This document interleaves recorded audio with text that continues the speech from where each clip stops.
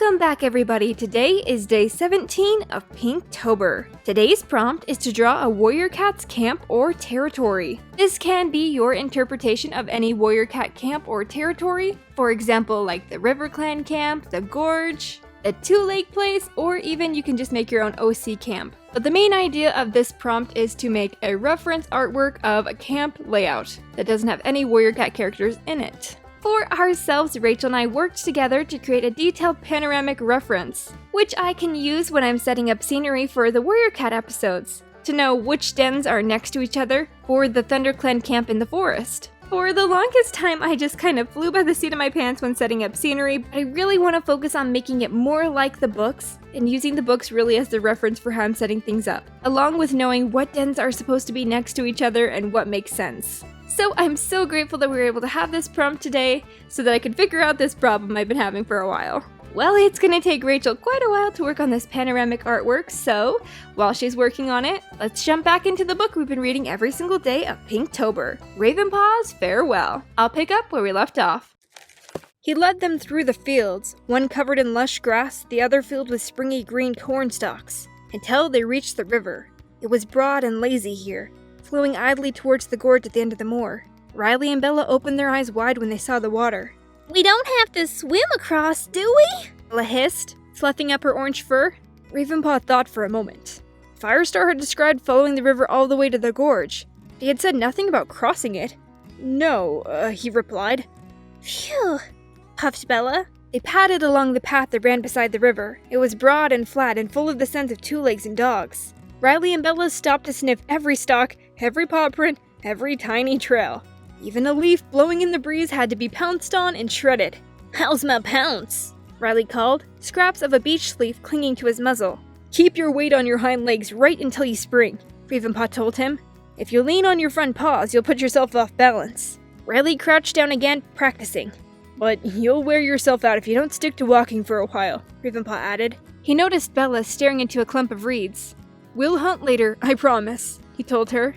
I'm not hunting. I'm watching that green stone with eyes. Ravenpaw padded over to her.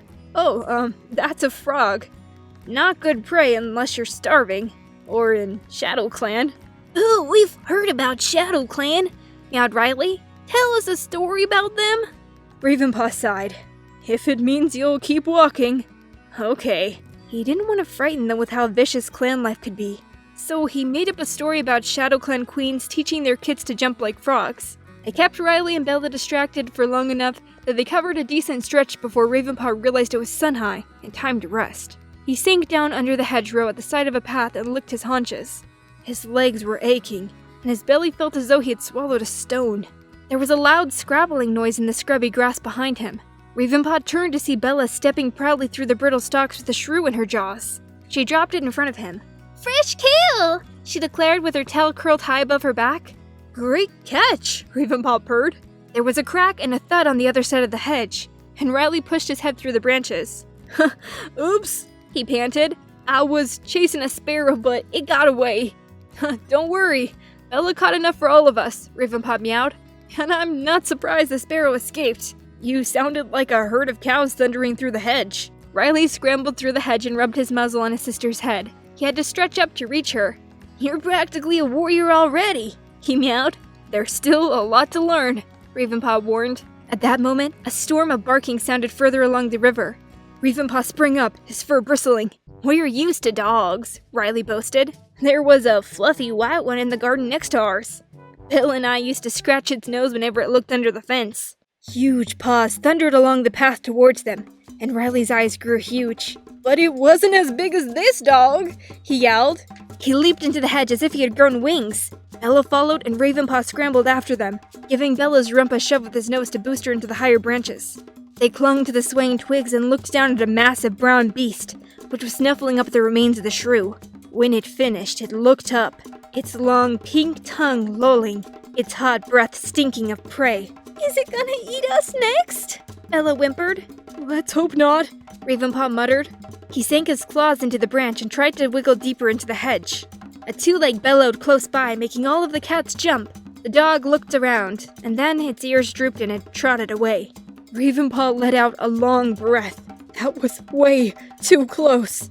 He waited until the sound of paw steps had faded, and then slid down to the ground. Riley landed behind him, and Bella stayed where she was, clinging to the branch at the top of the hedge. Come on, Bella, Ravenpaw meowed. It's safe now. And what if that dog comes back? Bella squeaked.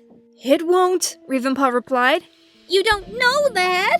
Well, not for sure, but I can't see it along the riverbank, and I can't hear it anymore.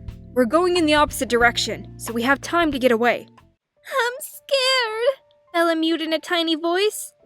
I want my mother. Riley crumpled a dead leaf under his paw. Maybe this wasn't such a good idea, he mumbled. For a moment, Ravenpaw wanted to agree with him. Then he remembered Silverstream, telling him that he was these cats' only chance of choosing their own path. All warriors get scared sometimes, he told them.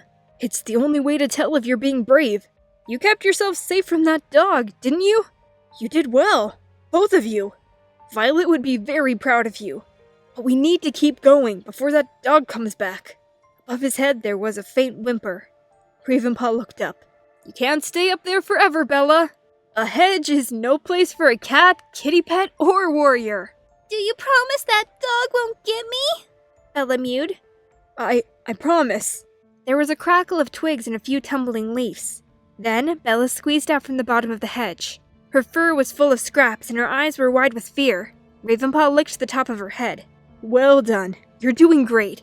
He padded onto the path and looked up and down.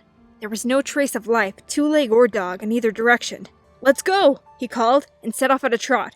Riley and Bella fell in behind him.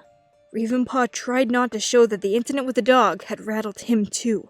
They had to dodge a few more two-legs and dogs as they traveled on, but it was easy to spot them from a long way off and hide in the hedgerow.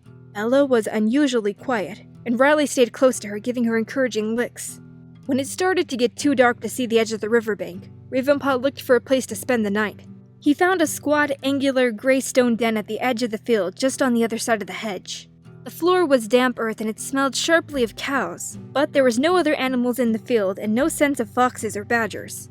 Ravenpaw led Riley and Bella into the den and waited while they lay down. They looked exhausted, their flanks heaving and their pelts were dusty and matted. Stay here and clean yourselves, Ravenpaw told them before hauling his weary legs outside and heading for the hedgerow. He found a nest of eggs halfway along the field and carried them one at a time under his chin to his companions. Bella made a face at the slimy texture of the eggs, but Riley ate more enthusiastically. I'm so hungry I could eat grass! Ravenpaw clawed some moss from a log that lay at the entrance to the den and shaped it into a nest for all of them. Riley and Bella curled up together in a pool of gray and orange fur and fell asleep at once. Ravenpaw lay down beside them, feeling the warmth of their fur against his belly. Moonlight filtered through a small hole in the wall of the den, and Ravenpaw twisted around to look up at the glowing orb. Is Barley looking up at the moon too? He wondered. They'd hardly spent a night apart since he'd first come to the barn. But, in spite of his sadness, the exhaustion dragged Ravenpaw into sleep. Alright, well, that's where I'm going to be stopping the reading for today. So here is our finished drawing of the ThunderClan camp in the forest. So, starting at the center, we have the Gorse Tunnel entrance to ThunderClan's camp. If we head this direction, we can see the Warrior's Den, which is underneath a bush. We can see inside to the center of the bush, which has some roots, where the senior warriors get to sleep away from the cold wind of the outside. Next, we have the High Rock and the Leader's Den. This is where clan meetings are called. If we continue on this way, we find the Fern Tunnel leading into the Medicine Cat clearing. For the longest time, I thought the Medicine Cat's den was just that. One den with a pond inside of it and all the herbs and everything. But upon further study of the Warrior Cat books, I found that ThunderClan's Medicine Cat den is really more of a clearing with a small rock that has a crack in it where Yellowfang keeps her herbs. And next to it, there's like a pond. In our version, we like a little tiny waterfall trickle into a pond. We just think it looks cool.